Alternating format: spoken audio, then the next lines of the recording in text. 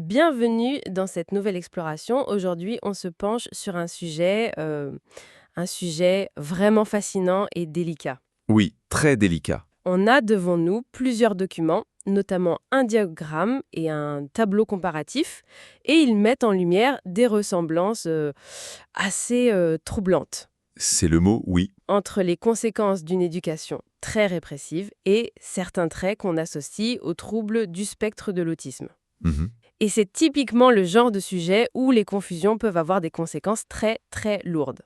Du coup, notre mission aujourd'hui, c'est un peu de jouer les détectives du comportement. C'est ça, pour démêler le vrai du faux. Voilà, pour démêler tout ça et comprendre pourquoi, derrière des apparences qui sont parfois identiques, se cachent des réalités intérieures radicalement différentes. Et c'est un enjeu qui est absolument crucial, parce que cette confusion, elle n'est pas juste théorique. Non, bien sûr. Dans la vie de tous les jours, mal interpréter un comportement, c'est risquer de proposer une aide qui est complètement inadaptée, Voire de faire du mal. voire de faire du mal en pensant bien faire. Hmm. On parle de la différence qui est fondamentale entre une blessure, une réaction de survie face à un environnement hostile, et une nature, un fonctionnement neurologique différent. D'accord. Et distinguer l'un de l'autre, c'est vraiment la toute première étape pour aider et pour comprendre. Parfait. Alors, plongeons directement au cœur du problème, à la racine. Les documents insistent vraiment sur un point de départ, l'origine. L'origine, oui. D'un côté, on a ce qui vient de l'extérieur, la répression par la force. Donc un environnement de contrainte, de non-écoute, parfois même de violence. Mm, mm. Et de l'autre, on a le profil TSA qui lui est décrit comme neurodéveloppemental. Donc inné. C'est ça. Ça semble simple dit comme ça, mais j'imagine que les implications sont Elles énormes. sont immenses. Ce qui est fascinant, c'est de voir comment ces deux points de départ y créent deux cascades de conséquences, mais totalement différentes. Ah oui, Dans le cas de la répression, tout ce qu'on observe ensuite, la méfiance, la rigidité, le retrait, toutes ces réactions. toutes ces réactions, en fait, ce sont des stratégies de survie, des mécanismes de défense qui sont appris par le système nerveux pour se protéger. D'accord.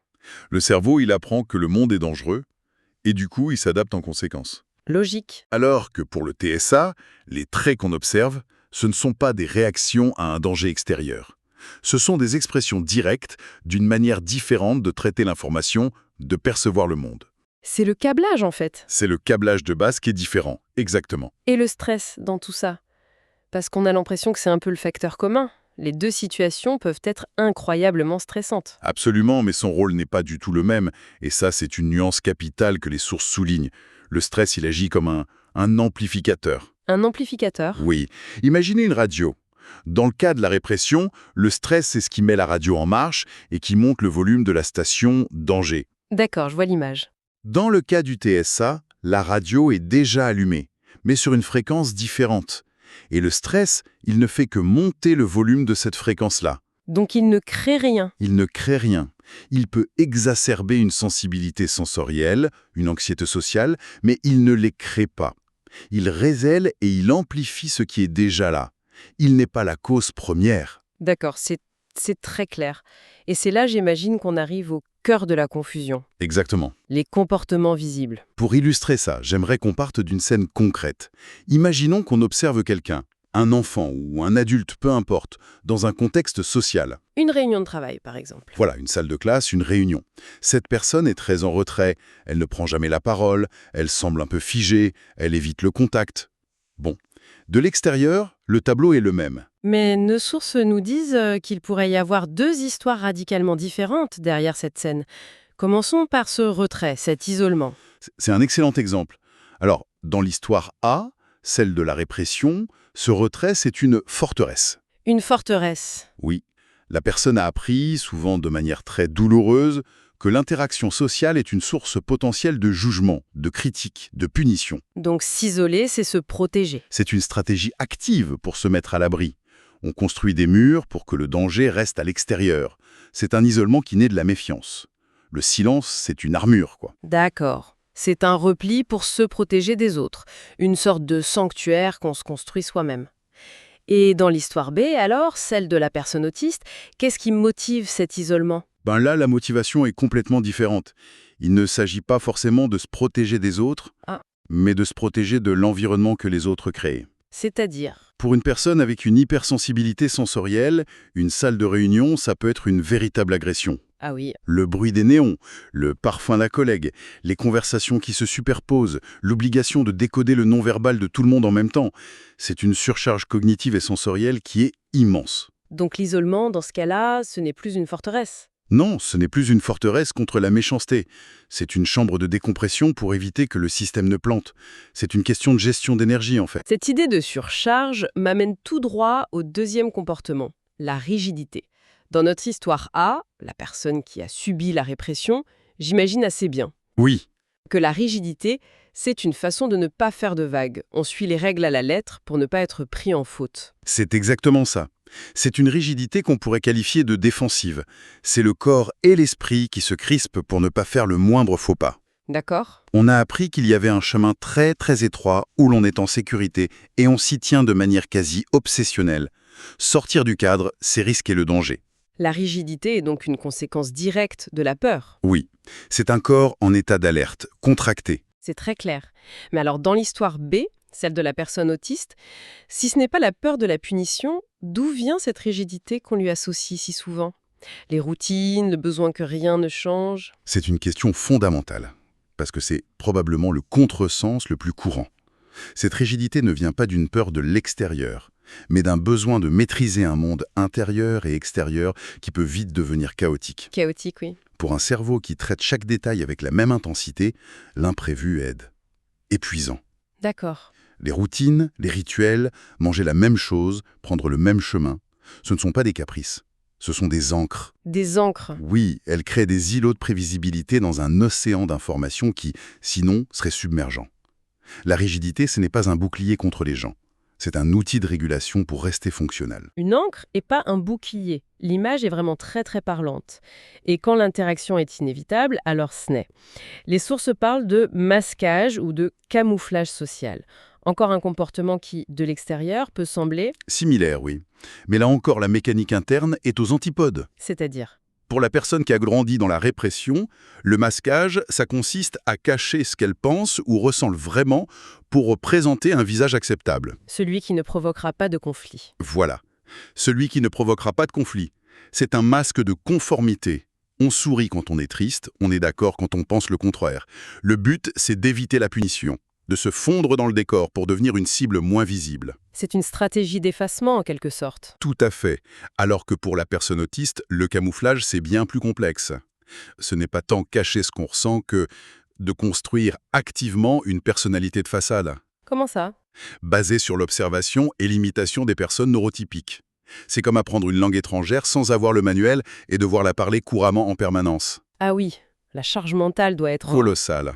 Il faut consciemment penser à établir un contact visuel, mais pas trop long, à sourire au bon moment, à poser les bonnes questions de politesse. Ce n'est pas un masque pour se cacher, c'est un masque pour traduire, pour tenter de communiquer sur un canal qui n'est pas naturel. C'est épuisant, rien que d'y penser, tout ce qu'on vient de décrire, la peur, la surcharge, la méfiance, c'est un tableau assez sombre. On a exploré ce qui est visible, mais si on regarde maintenant ce que les documents disent du vécu intérieur, les émotions, les sensations corporelles. Alors là, le fossé se creuse encore plus. Pour la répression, les sources listent des émotions très précises. La colère, la frustration, la honte, la culpabilité. D'accord. Ce sont les émotions qui sont souvent refoulées, interdites d'expression. Imaginez un volcan dont on aurait scellé le cratère. La pression monte. La pression monte, mais rien ne peut sortir. Ça crée une tension interne énorme. Et pour le profil TSA, ce n'est pas du tout ça. Les documents, ils n'évoquent pas la honte ou la culpabilité comme émotion centrale. Non. Mais plutôt la difficulté à identifier les émotions, à les nommer ou à les réguler. C'est bien ça, hein? Exactement. C'est ce qu'on peut appeler l'alexithymie. Une personne autiste peut ressentir une joie immense ou une tristesse abyssale, mais ne pas savoir mettre de mots dessus, ou ne pas savoir l'expliquer. Et l'émotion peut être très intense. Tellement intense qu'elle submerge tout le système. De l'extérieur, on voit une crise, ce qu'on appelle un meltdown, on peut voir des pleurs, de la colère, et on pourrait croire que c'est la même chose qu'une explosion de colère refoulée. Mais ce n'est pas le cas. Le processus est différent. Dans un cas, c'est le volcan qui explose sous la pression. Dans l'autre, c'est un ordinateur qui a reçu trop d'informations en même temps et dont le système d'exploitation plante. Le résultat peut sembler similaire, mais la cause, elle, n'a rien à voir. Cette différence est vertigineuse.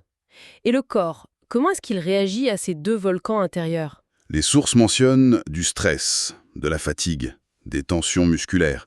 Dans les deux cas, le corps semble encaisser. Il encaisse, oui, mais il n'en raconte pas la même histoire.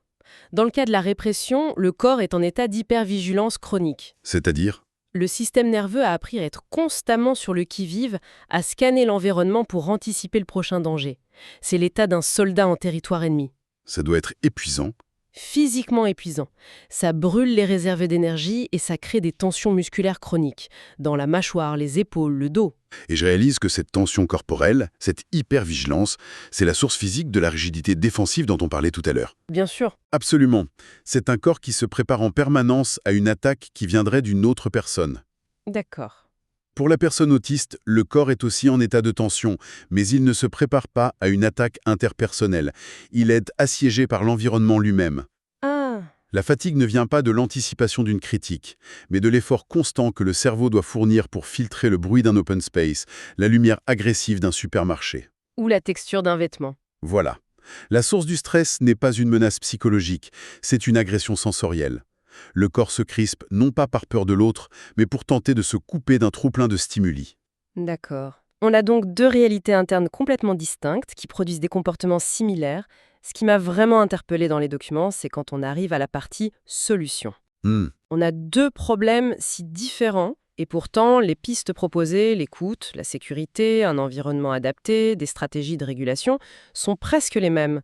Ça paraît totalement contre-intuitif. C'est le point de convergence le plus important en fait. Si les problèmes sont différents, la nature de la solution est la même. Il faut agir sur l'environnement, pas sur la personne. C'est le dénominateur commun. C'est le dénominateur commun. Dans le cas de la personne ayant subi une répression, créer un environnement sécurisant, bienveillant, à l'écoute, c'est retirer la menace. Logique. Quand le danger disparaît, le système nerveux peut enfin se calmer. Et les stratégies de survie, comme la méfiance, la rigidité, deviennent moins nécessaires. Elles peuvent s'atténuer. On retire la source du problème, en somme. Voilà. Et pour la personne autiste, le principe est le même, mais la cible est différente.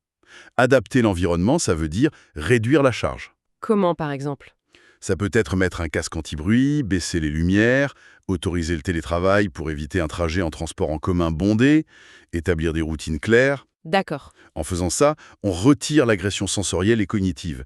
Le système nerveux n'est plus en état de siège permanent, ce qui libère des ressources mentales et diminue l'anxiété. Donc, si je comprends bien, dans un cas, on désamorce une bombe psychologique, et dans l'autre, on baisse le volume d'un monde qui est trop bruyant. C'est une très bonne image. Et le but final est le même. Réduire la charge qui pèse sur le système pour lui permettre de fonctionner plus sereinement. C'est la conclusion la plus puissante de ces documents. Le changement de paradigme, il est là. On arrête de vouloir réparer ou changer l'individu. Que ce soit pour effacer ses traumatismes ou pour le rendre plus normal. Exactement. On commence enfin à aménager l'environnement pour qu'il soit plus humain, moins hostile, moins surchargeant. Le point commun, c'est que dans les deux cas, le bien-être dépend de la qualité de l'environnement qu'on propose. C'est une excellente synthèse. Pour être sûr que tout soit bien clair pour tout le monde, ce qu'on doit retenir de cette analyse, c'est vraiment cette distinction fondamentale. La répression, elle laisse des cicatrices, des effets secondaires qui sont des réactions apprises à un milieu toxique. C'est ça. Le TSA, lui, est une différence de nature, une architecture cérébrale innée. Et même si de l'extérieur, certains comportements peuvent être des sosies presque parfaits, leurs origines, leurs mécanismes et le vécu intérieur sont à des années-lumière. Et cette distinction, elle change absolument tout. Elle nous fait passer du jugement à la curiosité. C'est joliment dit. Au lieu d'avoir quelqu'un de rigide ou d'asocial, on peut commencer à se demander « est-ce que c'est une ancre ou un bouclier ? Est-ce que c'est une forteresse ou une chambre de décompression ?» Cesser de blâmer une personne pour des réactions de survie ou de pathologiser une différence neurologique, c'est la seule façon d'apporter une aide qui soit pertinente, respectueuse et réellement efficace. On va se quitter là-dessus, mais en laissant une dernière question en suspens, une pensée inspirée par toute cette exploration. Je vous écoute. Qu'est-ce que cela nous dit sur le pouvoir immense de notre environnement ? Nos familles, nos écoles, nos entreprises, non seulement sur notre bien-être, mais sur la construction même de ce que nous percevons de l'autre. C'est une question qui mérite, je crois, qu'on y réfléchisse.